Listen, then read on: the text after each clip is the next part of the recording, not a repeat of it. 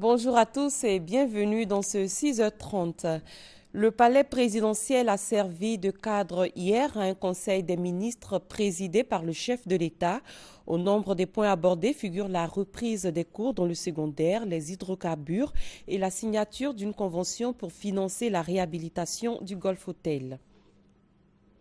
Les assemblées annuelles de la Banque africaine de développement, c'est dans 2 semaines.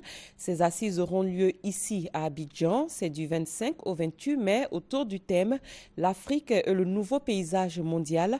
Il sera également question lors de cette rencontre de désigner le nouveau président de la BAD parmi les 8 candidats en lice. Noël Niagnou.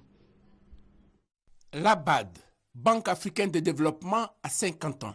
50 ans qu'elle convie une fois l'an, généralement dans le mois de mai, gouverneurs des pays régionaux et non régionaux, experts, économistes de renom, ensemble goûtent la finance internationale à ses assises. Ces rencontres annuelles visent à évaluer l'exercice écoulé et décliner les perspectives. Le rendez-vous de 2015 va se tenir sur les rives de la lagune Ébrié, les 25, 26, 27, 28 et 29 mai. 5 jours pour passer au scanner les 5 décennies de l'existence de l'institution financière panafricaine. Il est à noter que cette célébration a été différée en raison de l'épidémie de fièvre à virus Ebola. Il s'agira surtout de réfléchir, de changer sur l'Afrique dans un environnement changeant. Certes, l'Afrique a changé qualitativement selon la vice-présidente de l'institution, Cecilia Akintomide, mais beaucoup reste à faire pour positionner l'Afrique dans le concert des continents qui comptent économiquement, socialement, politiquement. 20 thématiques permettront de résoudre cette équation. Autre moment fort de cette rencontre, les gouverneurs auront la lourde charge de trouver un successeur au Rwandais Donald Kaberuka au terme de ses 2 mandats de 5 ans. Pour cette course, ils sont 8 prétendants dont une femme. Première assise après le retour de la BAD en terre ivoirienne, les autorités assurent de la bonne tenue des travaux.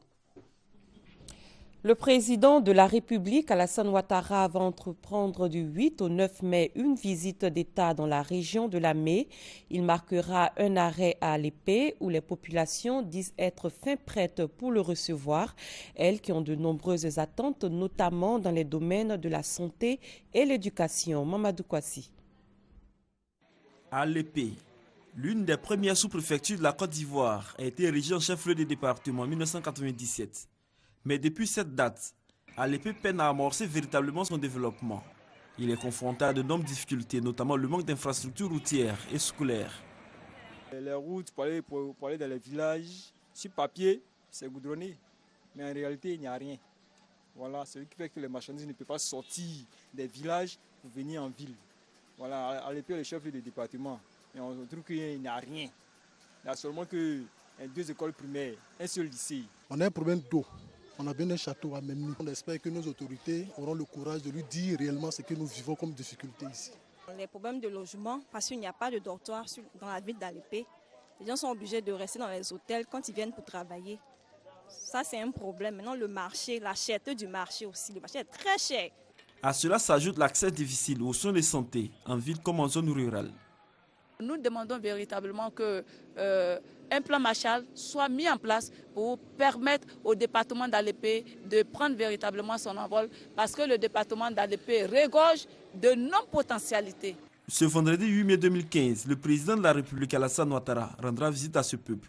Les populations de ce département sont impatientes de recevoir le président de la République Alassane Ouattara à Alépé, car elles vont cette visite d'État un espoir pour le développement de leur terroir. C'est pourquoi les peuples Agni, Ati et Goua se mobilisent depuis quelques jours pour faire de cette visite d'État une réussite. Je demande à mes frères Goua, Ati et Agni de se mobiliser comme un seul homme afin que le président puisse savoir que ce que les gens disent en ville, ce n'est pas une réalité. Ils savent qu'il y a un travail qui est en train d'être fait et ce travail sera fait aussi à l'épée. Il arrive. Donc il nous apporte le développement. L'étape d'Alépé constitue la 2e de la visite d'État que le président de la République entreprendra dans la région de la Mé du 8 au 9 mai prochain. Le projet e-commune aide les municipalités à accroître la mobilisation de leurs ressources propres. La commune de Cocody vient de bénéficier de ce programme. Il est initié par le Comité national de télédétection et d'information géographique, une structure sous tutelle de la présidence de la République. Grâce Kondo. Pour aider les collectivités à accroître la mobilisation de leurs ressources propres et mieux planifier le développement local, le Comité national de télédétection et d'information géographique CNTG a conçu la solution e-commune, une application accessible sur Internet. Cocody est ainsi la première commune à utiliser cet outil. Une commune doit s'autosuffire, mais dans la réalité, ils n'arrivent pas à collecter les sommes qui sont destinées à eux.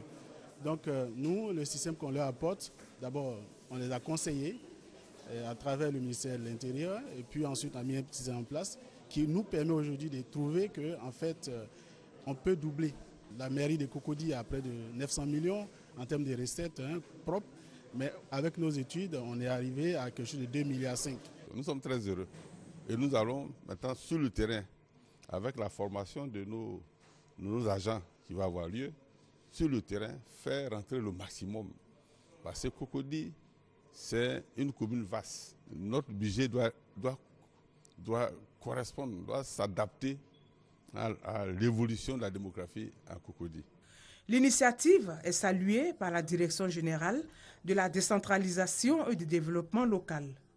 Elle souhaite par ailleurs que d'autres communes adhèrent à ce projet, en dehors des 11 communes qui en bénéficient déjà.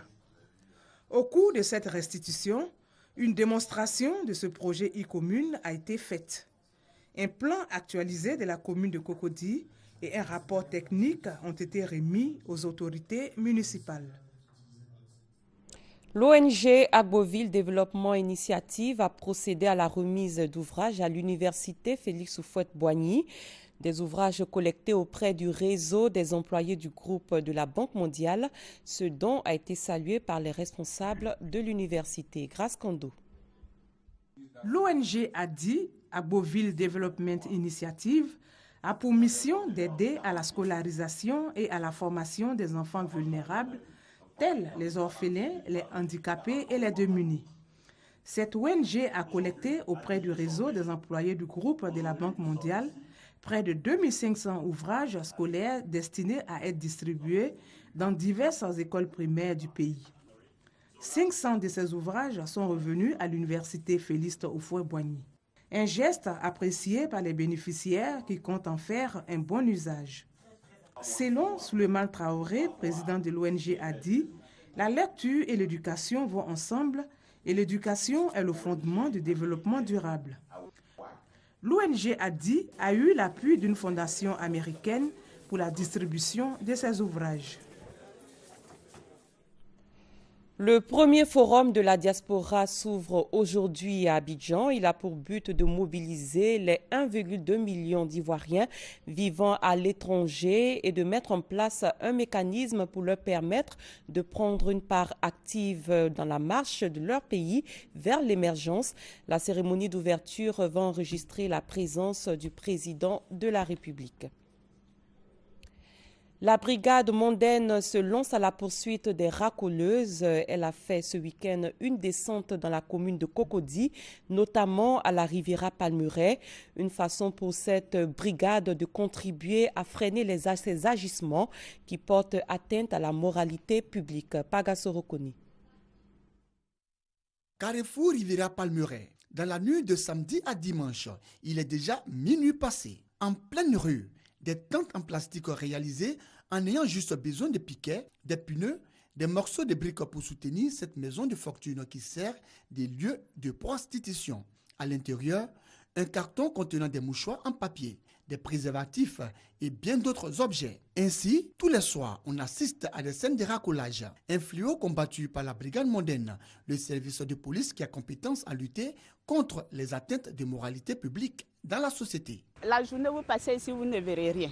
À partir de 21h, les bâches sont dressées et les gens font de l'amour à l'intérieur comme des animaux. En tant que femme et en tant que responsable de la brigade mondaine, je ne peux pas l'accepter. Déterminée à mettre fin à ces phénomènes, la brigade mondaine décide d'une opération dans le secteur.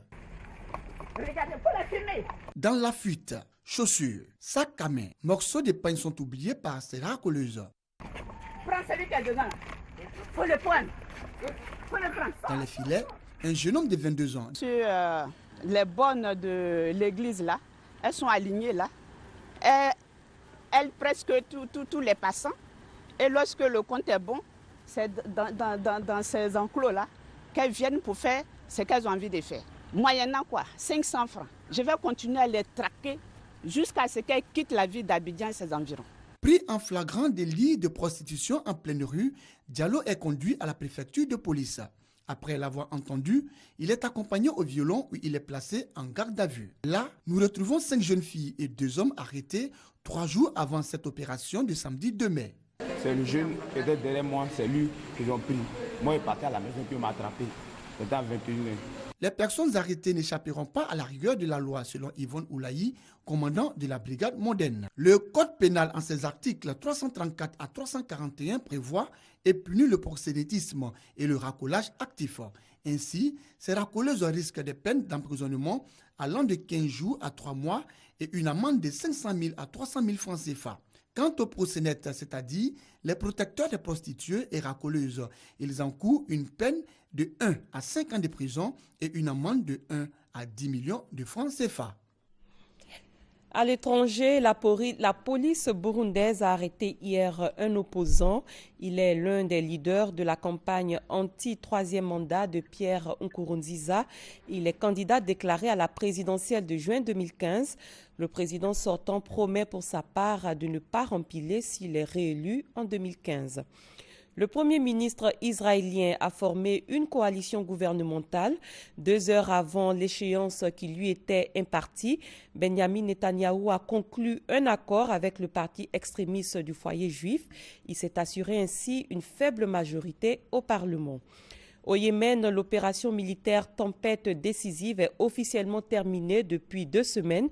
Pourtant, l'Arabie saoudite et les pays membres de la coalition continuent les bombardements pour appuyer au sol les partisans du président qui luttent contre les miliciens houthis. Le secrétaire d'État américain John Kerry s'est rendu hier soir à Riyad pour discuter d'une trêve. Et c'est la fin de ce 6h30. Merci de l'avoir suivi. L'information continue sur www.rti.ci. Très bon début de journée à tous et à toutes.